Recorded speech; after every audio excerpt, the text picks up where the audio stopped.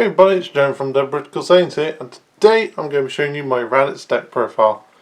So I went with Raditz as leader for this deck because I think he's just got a really good auto, and I did struggle around to try and make this deck, but here we go, I finally did it. So, and yeah, Matt doesn't like it. No, but like it's hand destruction, so you know, it's good for me. So yeah, Raditz auto is when this card attacks a leader card, your opponent chooses one card from their hand and sends it to their warp.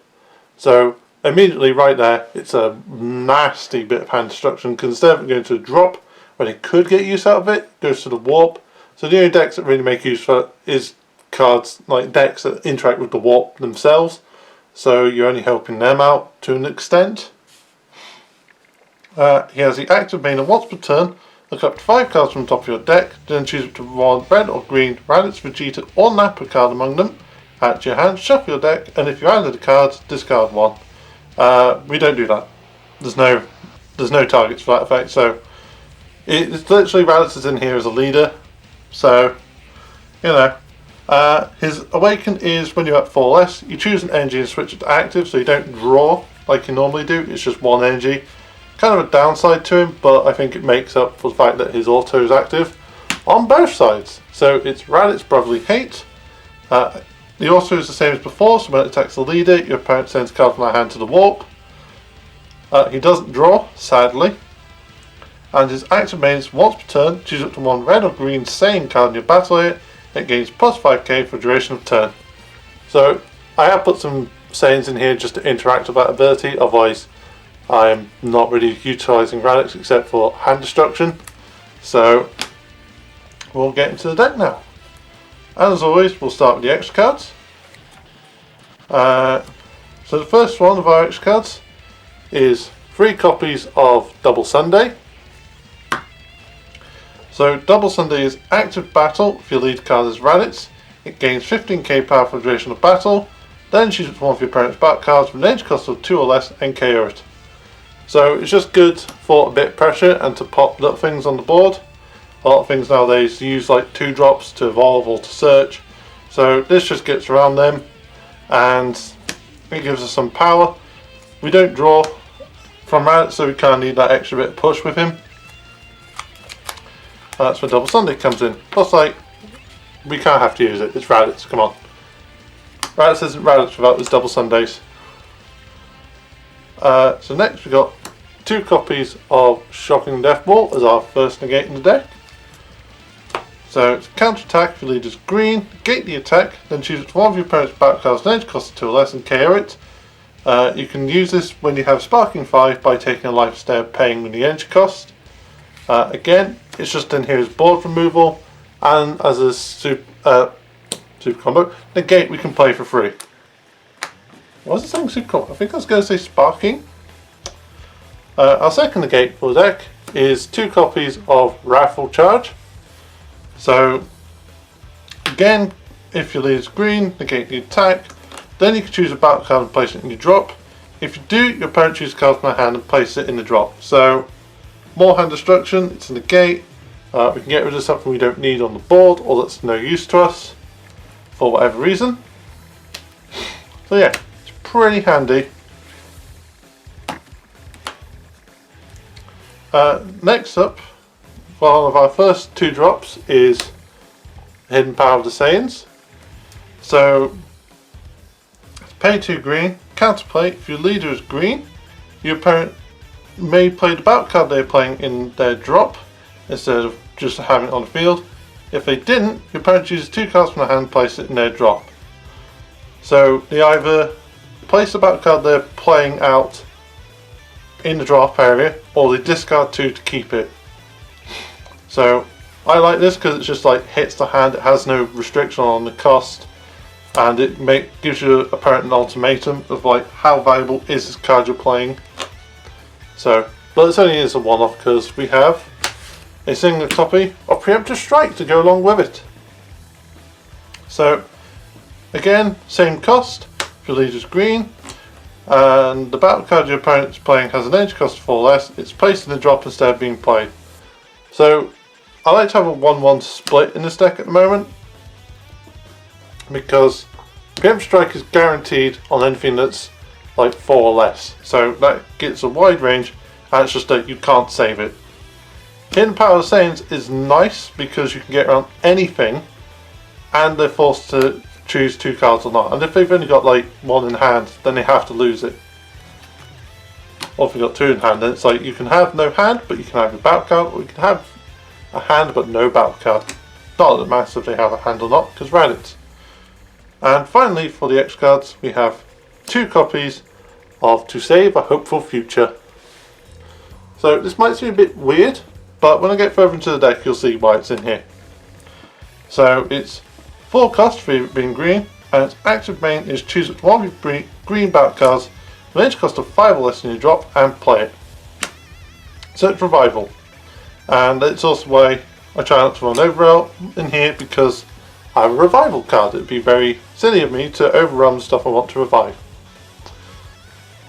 So yeah, this is 2 off because it's high energy cost.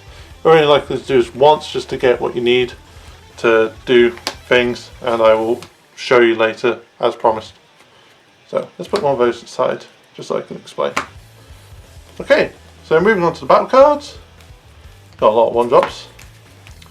So starting off with our 1-drops, we have a singular copy of Kami. So Kami is a 1-drop 3k, has Deflect, has an auto when you play this card you draw a card, and his active main is you pay 2 energy. If your opponent has 4 more battle cards in play, choose all of yours and your opponent's battle cards with an edge cost 4 or less, ignoring barrier and care of them. So it's board wipe. As Matt claimed in the game, I pre-side. I did not pre-side. This is something I just put in the deck because, like, partially I needed to hit 50, and like after everything I put in the deck, I was like, I don't want to bump anything up. And I thought, well, I'll put something in that's just useful, and Kami came to mind. So yeah, it's just a good way to build board. I could pop my board and then bring it back potentially with this. But the main thing about it is, like, it's just a nice card that lets me draw, lets me kill board, and it just gives me small control. So that's why we have a 1-off Kami. Next we have 3 copies of Newfound Power Son Gohan. So it's a 1-drop 5k. Its auto is when it attacks, you can choose a card from life, add to your hand. If you do, he gains 10k in crit for the duration of the turn. So that's our Self-Awakening for the deck at the moment. Might change it out, you never know. Some new cards might prove better, but it's just good for pressure. So, and it's the same, so we could, if we decide to keep it on Awaken, could power it up.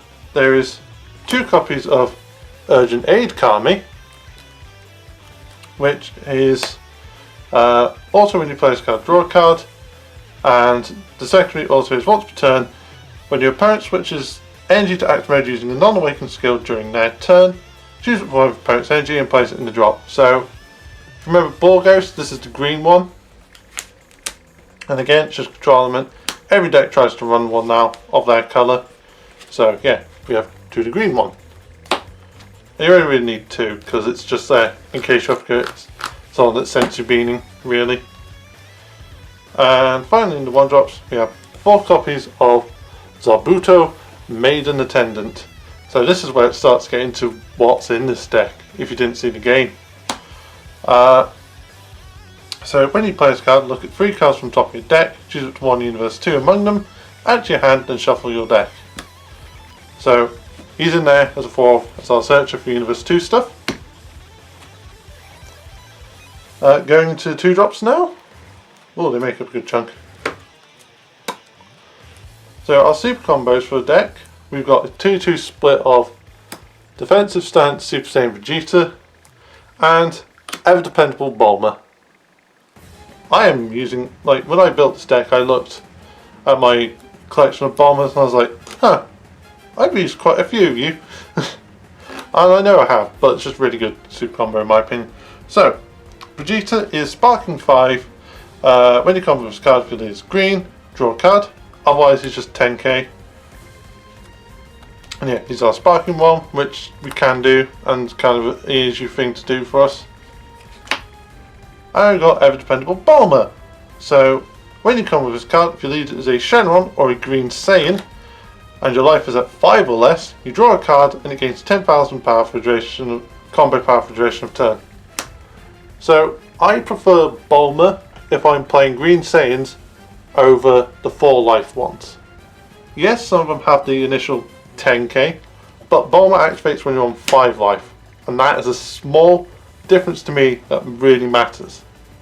Because you could be trying to hold off on 5 because you're going to do something that takes a life from you, and if you've got like the 4 life ones in your hand, you're like, okay, well I can combo with it, but I don't draw.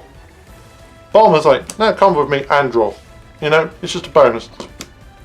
So I really like it for green decks as a secondary super combo, as long as I'm playing a Saiyan leader.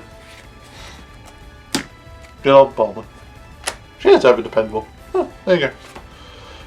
So next in our 4 drops, 2 drops, we have 4 copies, there we go, of Girl Warrior Brion de Chateau. So yeah, this is Raditz Brion deck.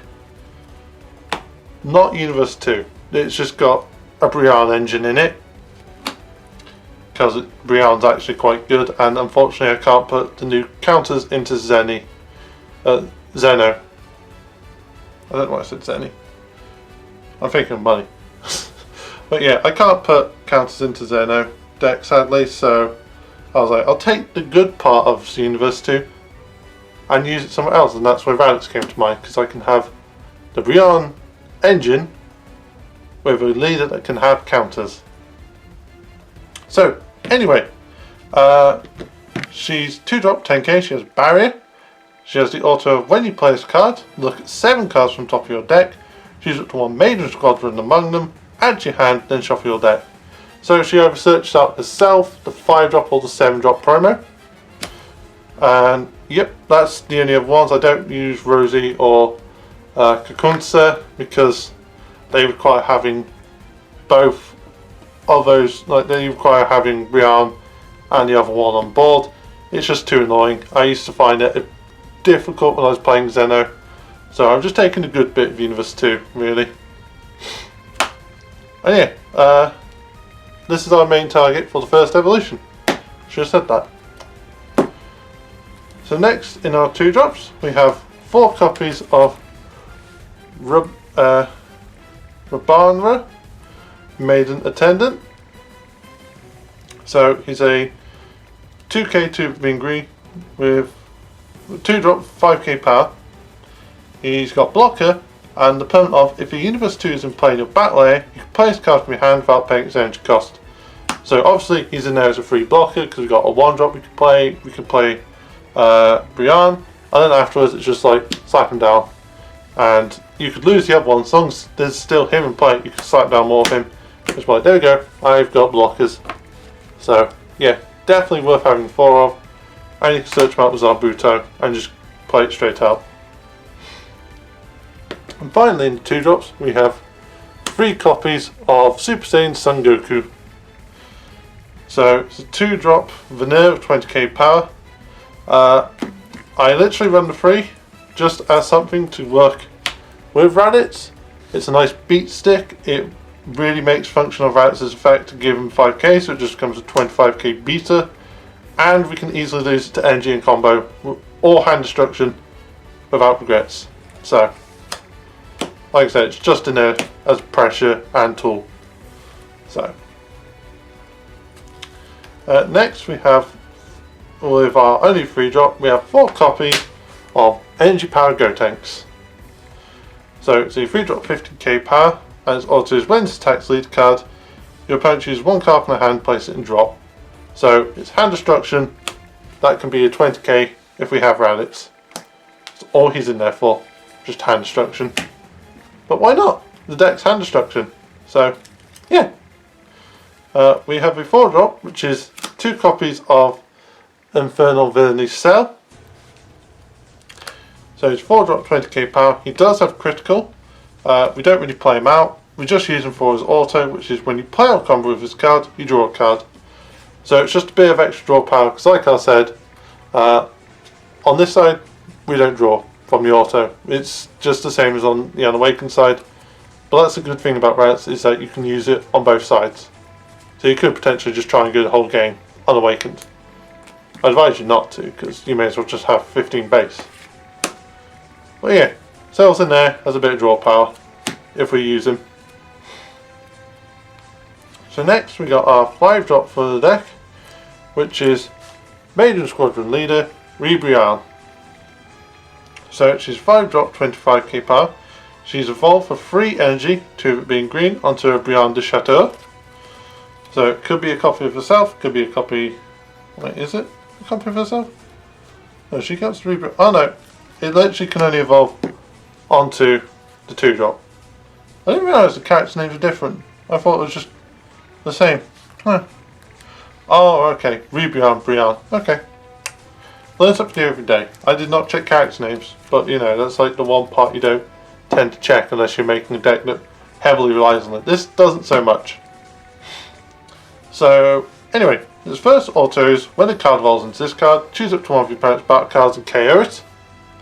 And its secondary auto is when this card attacks, if Kakunsa and Rosie are in play in the battle area, choose up to 2 of your cards from your opponent's hand and place them in the drop. We don't do that part. Like I said, it's literally just the 7-drop, the 5-drop and the 2-drop. And cards help search them out. Which is also the reason why though, we have Save a Hopeful Future. So say we lose her because your opponent smacked into it whilst it's in rest mode, or you're up against your Nemesis and you've just milled it. And you have the 7-drop in your hand, because 7-drop is easy to play. So what you can do is just be like, right, I'm on 5, Save a Hopeful Future, let's get her out, and then let's evolve her into Raditz in this case, because I'm about to show you the 7-drop. So, oh, yeah. So, Hopeful Future, get Ribrianne, pay 1, boom. Ribrianne transformation complete. So let's get into that one. Which, like her other counterparts, we have 4 of. So, Ribrianne transformation complete. See, 7-drop, you pay 4 green. Not that you would. It's got 30k power. It's EX evolve on top of a Ribrianne with an edge cost of 5 or more. So, this, or you can evolve it on top of itself. It has double strike. Its first auto, and the reason why you'd evolve it on top of this instead of itself, is when you place a card with evolve by placing it on top of Major Squadron Ribrianne, switch it to active mode. So you can swing with this and then evolve into this, and it comes back into active. And its secondary auto is when this card attacks, choose 2 cards in your opponent's hand and place them in the drop. So this is our like big gun of the deck. It's heavy on the hand destruction. It's an auto, so even if they negate it, you still suffer from it.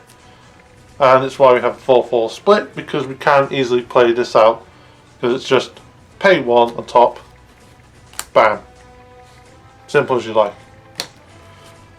So yeah, and the Ribrianne stuff itself is good. It's just at the moment it's not worth running with Zeno, and that's basically how people build the deck, as just Zeno Maidens as it was called. It's probably dead now. But anyway guys, enough rambling. So that is my Raditz deck profile. I hope you enjoyed this video. Leave your thoughts in the comments on what you think of the deck, things you'd do, things you wouldn't do. What do you think about Raditz as a leader?